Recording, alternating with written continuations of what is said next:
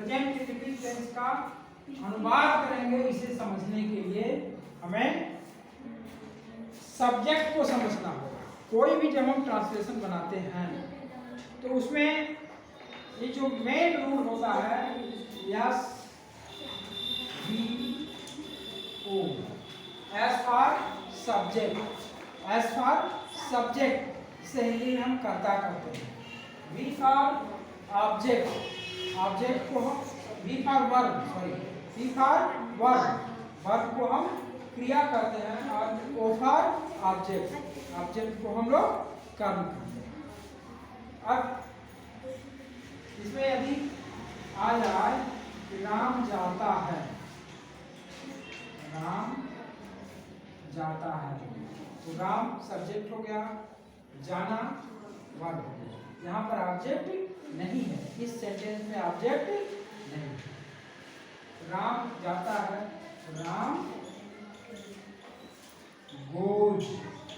यहाँ यदि subject singular number का हो या कोई नाम हो, यानी कि कर्ता यदि सब्जेक्ट यदि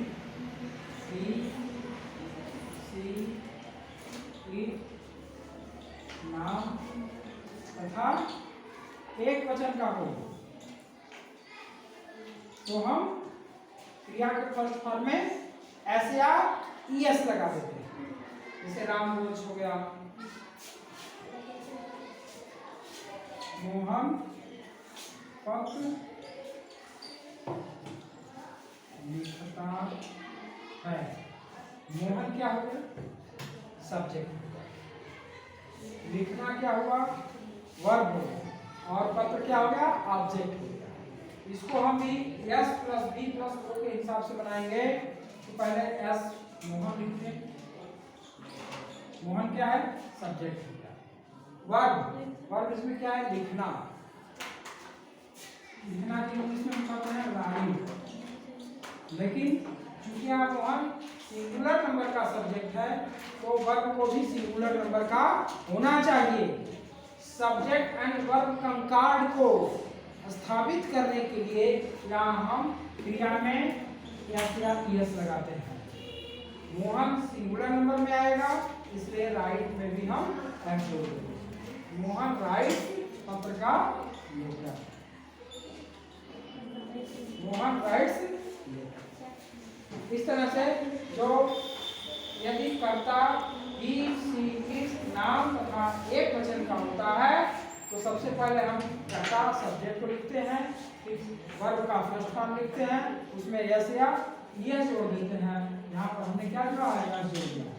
उसके बाद फिर ऑब्जेक्ट का। यदि सब्जेक्ट प्लूरल नंबर का हो, जैसे आई वी यू दे, इसका एक अपवाद है।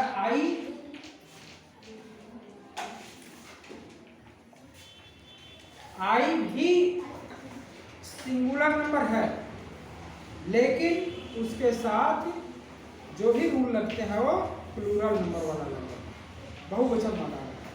तो दूसरा रूल हो गया कि यदि subject I we you they तथा बहुवचन का हो, बहुवचन मतलब प्लूरल का हो, तो वहां पर हम सब्जेक्ट प्लस वर्ब का फर्स्ट फॉर्म प्लस ऑब्जेक्ट, यहाँ हम एस या ईएस नहीं जोड़ते हैं। जैसे मैं पत्र लिखता हूं,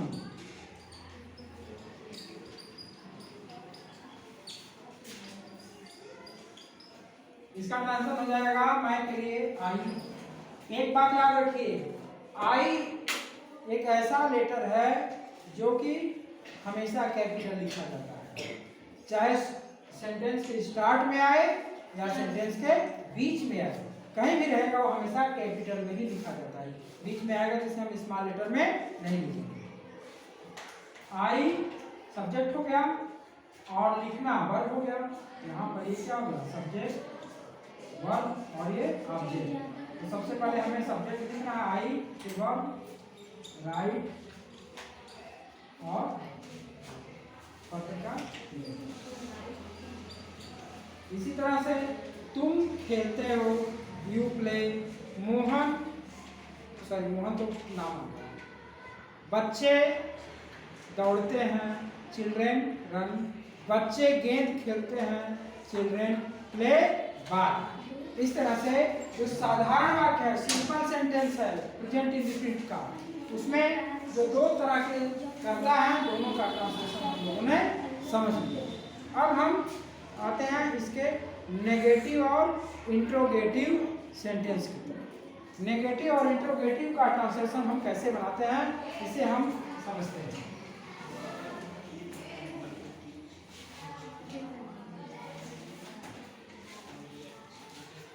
नेगेटिव सेंटेंस बनाने के लिए हमें एक सहायक क्रिया हेल्पिंग वर्ब या इसी को हम हिंदी में क्या कहते हैं, सहायक क्रिया का यूज करते हैं। इसमें सहायक क्रिया दो है, डज एंड डू। डज लगता है he, she, it, नाउन तथा एक वचन के कर्ता के साथ, और डू लगता है आई, वी, यू, दे तथा बहुवचन के कर्ता। डज हमेशा ही, सी, इट, नाम तथा एक वचन के कर्ता के साथ लगता है, और do I, we, you, they तथा बहुवचन के कर्ता के साथ।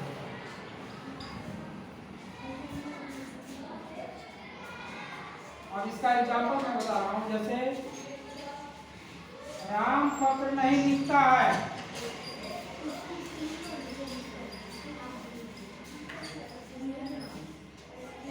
राम पत्र नहीं लिखता है। अब यहाँ पर सहायक क्रिया क्या लगेगा, डू लगेगा कि डज लगेगा? राम नाम है तो नाम के साथ हम क्या लगाएंगे, डज लगाएंगे।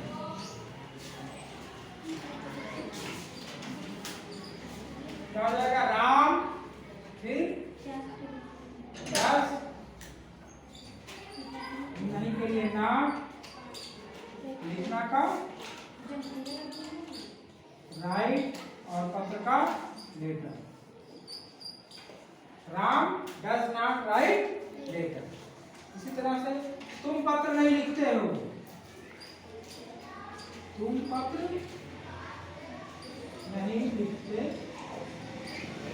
हो। अब यहाँ पर सब्जेक्ट क्या हो गया, यू हो, यहाँ पर हो जाएगा यू। अब यू के साथ सहायक क्रिया डज नहीं, डू लगेगा। You do not write letter. इतना ध्यान दीजिए कि जब हम एक वचन का या कोई नाम का कर्ता जब यूज होता है उसके साथ सहायक क्रिया यदि हम डज लगाते हैं, जो क्रिया में यस या यस लगाते थे साधारण वाक्य में, यहाँ पर वो हट जाएगा। यहाँ पर सिर्फ फर्स्ट फॉर्म ही लिखेंगे। क्यों? क्योंकि जो यहाँ यस या यस हम लिखते थे वो वास्तव में यहाँ डू में ही लग गया है डज बन करके, इसलिए अलग से हम यहाँ यस या यस नहीं लिखते।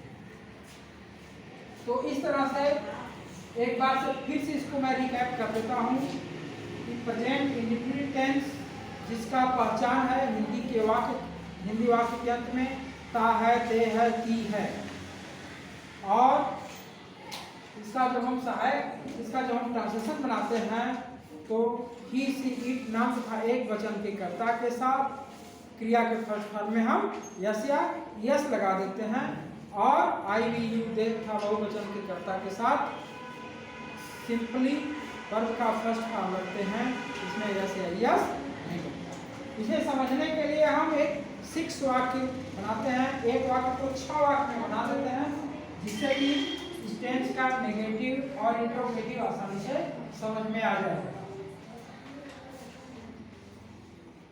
इसमें मैं आज आप लोगों को एक नया तरीका बता रहा हूं 6 वाक्य बनाना। 6 वाक्य यदि आप सीख लेते हैं बनाना तो किसी भी टेंस का आपको अलग से नेगेटिव और इंट्रोगेटिव के लिए रूल्स याद नहीं करना पड़ेगा। उसी पैटर्न पर आप किसी भी टेंस में नेगेटिव और इंट्रोगेटिव आराम से बना सकते हैं। जैसे मोहन घर जाता है, अब इसका ट्रांसलेशन क्या होगा? मोहन जाना का गो, इसमें लगा देंगे गोes home। अब इसमें दूसरा वाक्य बना दीजिए, नहीं में जोड़ दीजिए। मोहन घर नहीं जाता है, मोहन घर नहीं जाता है, क्या हो जाएगा? मोहन। अब यहाँ पर सहायक क्रिया आएगा मोहन के साथ, नाम है तो डज, ना जाना का गो होम। तीसरा सेंटेंस हम इसमें क्या लगा देते हैं? क्या मोहन घर जाता है? क्या मोहन घर जाता है। अब यहाँ पर ये जो हम चिन्ह लगा रहे हैं इसको कहते हैं मार्क ऑफ इंट्रोगेशन या क्वेश्चन मार्क। ये क्या है? Question mark. कोई भी प्रश्नवाचक वाक्य आप लिखिए तो लास्ट में इसी तरह का प्रश्नवाचक चिन्ह या क्वेश्चन मार्क लगना चाहिए। जब किसी भी सेंटेंस में क्या आ जाता है तो यहाँ पर उस वाक्य का सहायक क्रिया हम सबसे पहले लगाते हैं। इस वाक्य में सहायक क्रिया क्या है? डज। तो डज सबसे पहले आ जाएगा। Does Mohan go home. अगला सेंटेंस हो जाएगा क्या मोहन घर नहीं जाता है? क्या मोहन घर नहीं जाता है? फिर उसी तरह से इसमें हम क्या जोड़ देंगे? ना। डज क्या पहले आता है? तो डज सबसे पहले। Does Mohan not go home. अगला सेंटेंस हो जाएगा मोहन घर क्यों जाता है?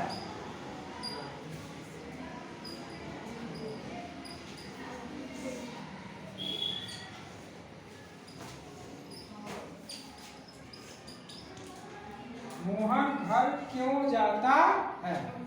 क्यों के लिए हम लोग वाई का प्रयोग करेंगे जो कि सबसे पहले आएगा। यदि प्रश्नवाचक शब्द वाक्य के बीच में आते हैं तो उसका इंग्लिश हम सबसे पहले लाएंगे। क्योंकि वाई लगाएंगे तो वाई, फिर साइड से आ जाएगा does. Why does Mohan go home. अगला सेंटेंस इसमें फिर नहीं जोड़ के बना दीजिए। छठवां मोहन घर क्यों नहीं जाता है? हो जाएगा why does Mohan not go. इस तरह से प्रेजेंट इंडेफिनिट टेंस का एक वाक्य मोहन घर जाता है, इसे हम लोगों ने 6 वाक्य के रूप में बना करके नेगेटिव और इंट्रोगेटिव। इंट्रोगेटिव 2 प्रकार का होता है। पहला होता है ऐसा इंट्रोगेटिव जिसमें कि सहायक क्रिया पहले आता है, और दूसरा इंट्रोगेटिव जिसमें कि प्रश्नवाचक शब्द पहले आता है, क्वेश्चन वर्ड सबसे पहले आता है। तो इस तरह से इस 6 वाक्य को आप लोग अच्छे से तैयार कर लेंगे तो आप लोगों को टाइप्स ऑफ सेंटेंस आराम से समझ में आ जाएगा। Thank you.